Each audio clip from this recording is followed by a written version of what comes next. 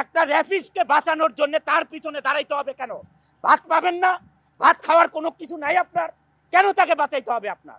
আমাদের মাননীয় যারা বিচারক আছেন তাদের প্রতি আমি বলছি, এই ধরনের সন্ত্রাসীরা, যেই উকিলরা তাদের পিছনে দাঁড়িয়ে তাদেরকে জামিন দেওয়ার চেষ্টা করে, আপনারা তাদেরকে রুখে দাঁড়ান।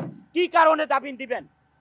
তার দ্বারা দেশের কি উপকার হয়েছে? কেন জামিন দিতে হবে তাকে?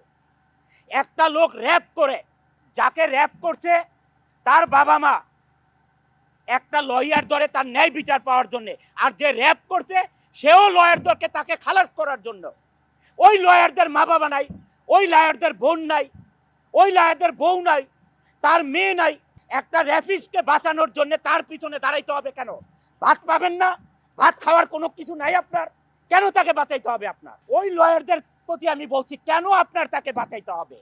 আপনি তো জানেনই সে র্যাপ করেছে, তাহলে তাকে কেন আপনার বাঁচাইতে হবে?